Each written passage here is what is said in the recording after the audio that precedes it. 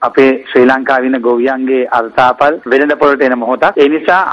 is the time that the local potato harvest is reaped. Therefore, when we impose a tax on imported potatoes, we can provide a reasonable price to the farmers. Fish prices have decreased. We have increased the tax on imported canned fish so that there will be a market for the catch of local fishermen. The opposition can say that the taxes have been imposed unnecessarily. The opposition represents the farmers only during elections. We will be there for the farmers not only during elections but at all times. We will always protect the farmers.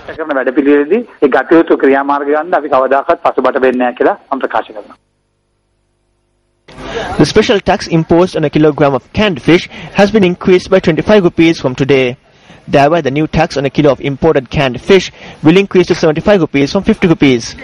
Meanwhile, on the 9th of last month, Dr. Harsha De Silva said that once the elections were over, the government would increase the prices of goods. A few weeks ago, as soon as it was announced that elections will be held, the government said that the taxes of essential commodities will be reduced and said, look, we have reduced the prices. Today, once again, the prices of some goods were reduced. What we ask the government is, can this be done? Before the election, the tax on dal was reduced to 2 rupees from 22 rupees. Soon as the election was over, it was raised to 22 rupees once again. The 16 rupee tax on sugar was reduced to 1 rupee.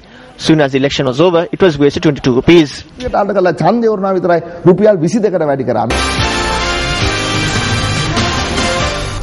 The Speaker informed Parliament today about the Supreme Court decision on the Divi Naguma bill.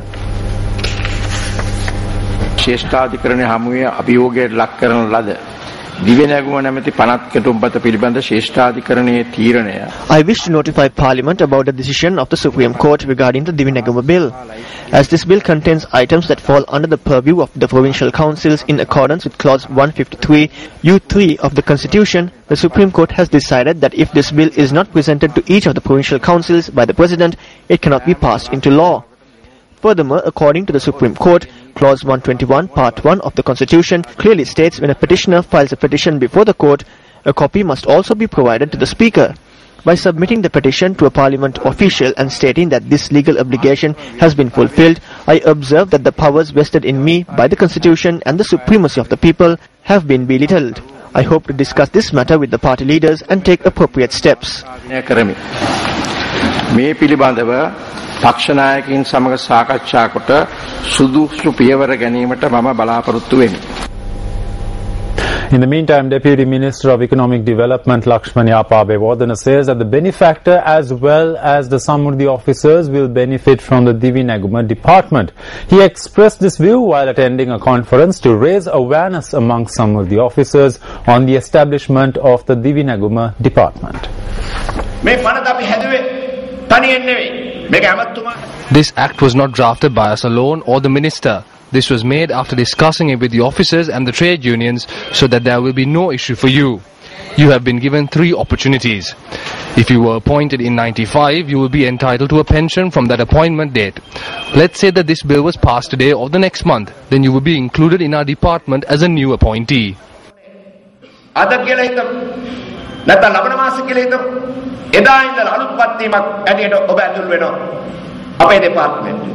Meanwhile, a march in support of the bill was also held today.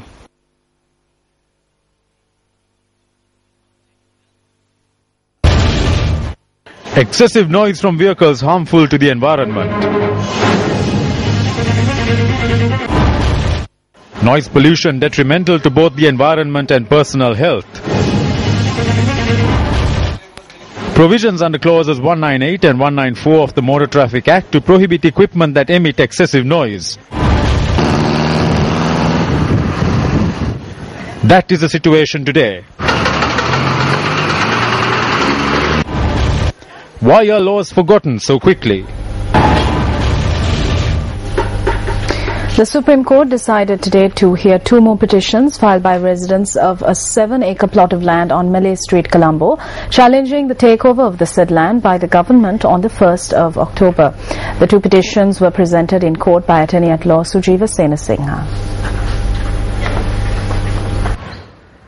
The petitions request court to prevent the takeover of the land by the government for development by an Indian company. On the 13th of this month, Attorney-at-Law Sujiva Senasinghe presented another petition filed by another resident of this plot of land to the Supreme Court. On that day, the Supreme Court ordered that the government suspend any further action with regard to the plot of the land. All the petitions pertaining to this issue will be taken up on the 1st of October.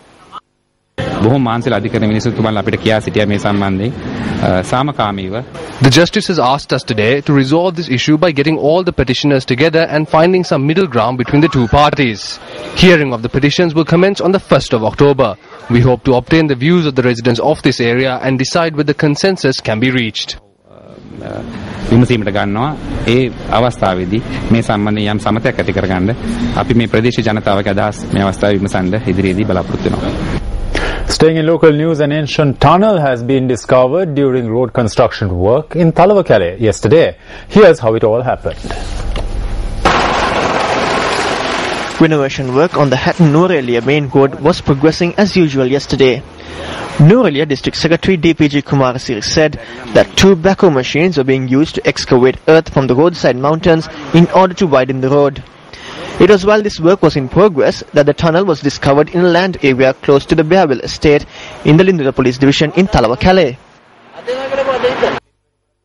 A correspondent said that preliminary investigations conducted by officers of the Department of Archaeology who had rushed to the location had confirmed that the tunnel was of archaeological value.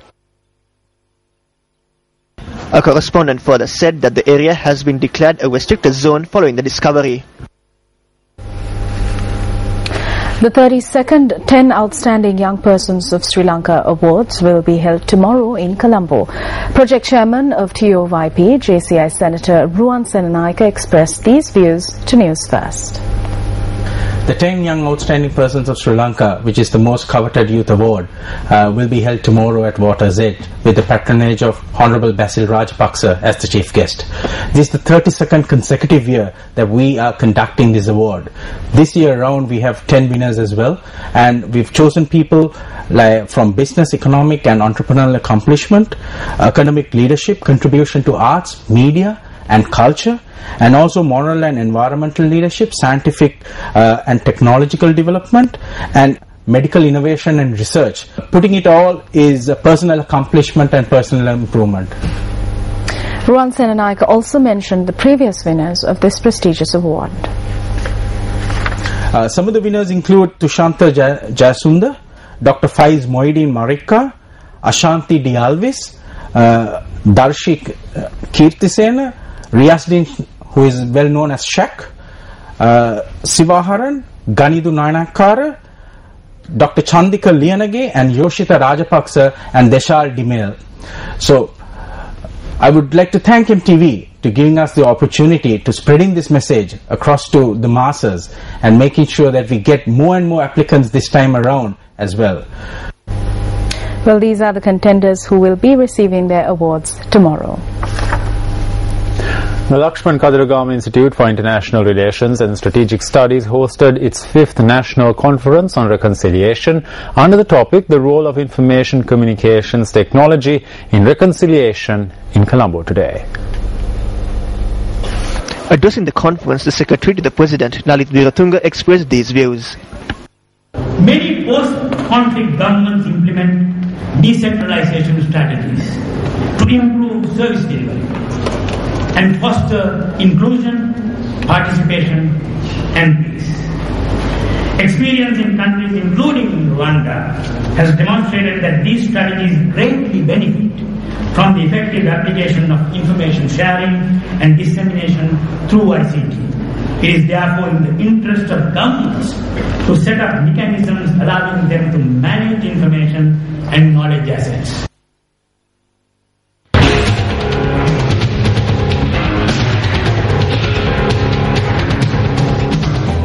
Action TV highlighted last Saturday how a girl residing in the Veerakodiyan area in Dumalasuriya had been preparing to provide a statement to the police in relation to this activity that she had engaged in with her mother last Thursday morning. The mother and the daughter were compelled to give a statement to an officer of the Dumalasuriya police who arrived before them even before the lapse of 24 hours. The residential area as well as this location where they remain comes under the purview of the Madampe Police Division of the Putlam district. However, the reason behind an officer from the Dumala Surya police in the Kurunagala district interrogating them could be that this house belonging to a VIP located opposite the premises in which they remained on Thursday and comes under the purview of the Dumala Surya police. A letter which was in the hands of this girl to prove the injustice done to her bears the address of the VIP's house. The appointment letter, which states that she has been provided employment in the private staff of the Northwestern Provincial Chief Minister, has been sent by the Secretary of the Governor of the North Central Province on the 19th of July 2004 through the individual who is residing in this VIP house to date. The mother of Priyadarshini is making this request as her daughter has not yet received the job in accordance with the appointment letter.